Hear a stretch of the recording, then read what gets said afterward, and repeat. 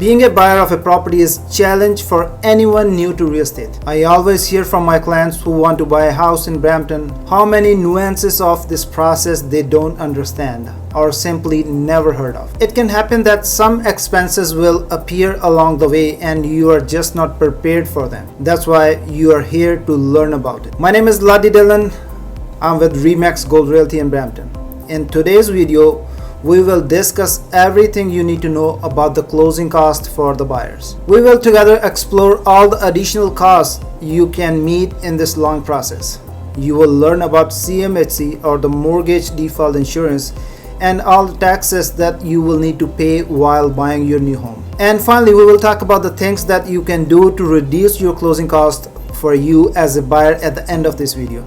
So stay tuned till the end of this video for that useful information. So without further ado, let's get started. What you need to know about the closing costs. The first thing that you should expect about the closing costs is that they can vary depending on numerous factors. For example, some of them may not apply to you. If you have a minimum of 20% of the house purchase price for a down payment, you don't need to buy CMHC insurance. There can always be exceptions, even in special cases. Your real estate agent is your guide in this world, and you can always talk to them about the additional information. However, you need to prepare yourself for a situation when some new payments or fees appear on your way. Or on the other hand, if it comes out that you don't need to pay this fee or that fee, you need to know why is that. In general, my advice to you is to talk to your real estate agent, and they will happily help you with clearing all things about the closing cost for a particular property. A quick request before we move forward to the next point. Please don't forget to subscribe to my channel if you haven't done so. I'll be uploading more useful videos in coming days. Let's start with a couple of expenses that will cost you the most. The first one is the land transfer tax. It is a mandatory tax, and you need to pay it when you want to buy a house in any part of Canada, not just in Ontario. The land transfer tax is determined by the government, and currently the sum that you need to pay to cover this tax depends on the purchase price of the property. For example, if your house costs less than $55,000, you need to pay 0.5% of this sum as a land transfer tax, and it will cost you less than $275. The highest tax is paid when you are buying a house that costs more than $2 million. In that case, you will be paying 2.5% of the purchase price, so that it will be not less than $50,000. It is worth noticing that this tax will be more affordable for you than the other expenses if you buy a less expensive property. That's why if you're not sure about your particular situation and how much exactly this tax will cost you for the house you want to purchase, you can use various land tax calculators that are available online. I will include a link for you to these calculators in the description. The second big expense on your way will be legal fees. Your real estate lawyer does all the paperwork associated with the transfer of the ownership. He is the person who makes sure that you are buying property from the rightful owner. You will have all the rights after closing the deal, and you will be a lawful proprietor of the house you have bought. Legal fees also can vary, and in Ontario, you are obliged to invite a lawyer into your deal. On average, this fee starts from $500 and up to $1,500, $2,000, because it depends on the paperwork or the level of complications or difficulty. This is the part of closing costs where I don't recommend you to cut the corners.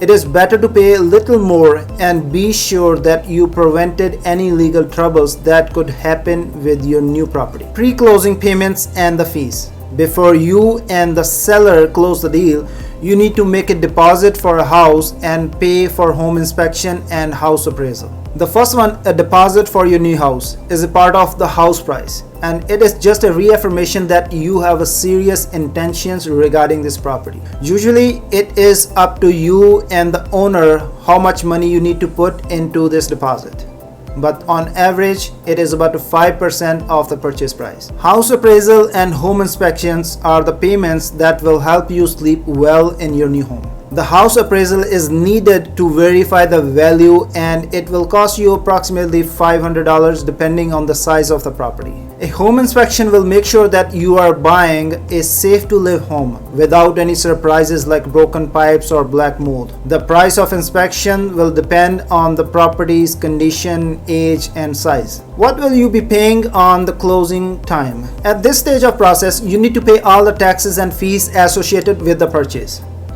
Here you will pay the land transfer tax and legal fees as I have mentioned before, but in addition you need to pay for prepaid expenses and title insurance if it is not included in your legal fees. Prepaid taxes means sometimes the previous owner has already paid some taxes and the fees for the house that should be on your part. For example, it can apply to the property tax. In this case, you need to compensate these expenses to the previous owner. Let's say the seller had paid the property tax for the whole year in advance and you take possession on August 31st. You owe 4 months of the property tax to the seller because you are the owner for those 4 months, not him. Title insurance of the property costs somewhere around $200 to $400, and it is your safety net in case if any dispute about the new house occur. This insurance will help you to cover all the expenses related to this issue if it happens. I will explain in detail in a separate video about this title insurance. So make sure you subscribe to my YouTube channel if you have not done it yet, so you don't miss out on that very informational video. Special taxes and the payments. These expenses may not appear in your case, but you can meet them quite often. Let's start with the most common, the CMHC mortgage insurance. You need to purchase this kind of insurance if you have less than 20% of the purchase price for a down payment. It also comes with a tax that is about 8% of the insurance premium cost. CMHC mortgage insurance will depend on the amount of money you are ready to put into your down payment, and it can cost you somewhere from 2.8% to 4% of the house purchase price. However, sometimes you need to buy this insurance even if you have a proper sum of 20% for a down payment. For example, if you are self-employed, the bank can ask you to purchase the mortgage insurance even if you are paying 20% down payment. Ask your real estate agent about your particular situation. As a new property home buyer, you might need to pay for harmonized sales tax or HST and a new home warranty. Both of them are applied only to the new houses and apartments, and HST tax is 13%. The new house warranty will be approximately $500 to $1,500. How much should you save for the closing cost? Now we know how many details and actual nuances go into closing costs. With all the data in mind, you may think about the exact amount of money you need to have for this last step in a property purchase journey. In general, professional real estate agents recommend saving somewhere from 2 to 3% of the house purchase price for your closing cost. And it is better to keep yourself closer to 4% because you never know what else can come in the future. So it is better to have extra funds and be safe that the deal will go through well and smoothly. What can you do to reduce your closing cost? As for the closing cost, you typically find yourself in a situation when you need to pay more than you thought, not the opposite. However, you still can save some money in some cases. Land transfer tax refund. According to Ontario Ministry of Finance, if you are a first-time homebuyer, you can be qualified for a refund on this tax, and it can be up to $4,000. Another one is new housing rebate. You can ask for the new housing rebate if you buy and renovate houses, or you purchase the property directly from the builder. Look at your local government's website if you qualify for this rebate. Try to save for a minimum down payment of 20% to avoid buying CHMC insurance, if possible. Ask your real estate agents about the grants, discounts, or other refunds that you have a right to claim. It is always better to ask one simple question than lose any amount of money otherwise saved. If you're buying a property for investment, you can claim the rental rebate, but the property has to be a pre-construction property and you are renting it for minimum 1 year. Did you find the information in this video helpful? Do you plan to buy a house this year? And will you use our advice on how to save money on closing costs? Comment your thoughts down below and check other helpful real estate videos on this channel. Until next time, take care.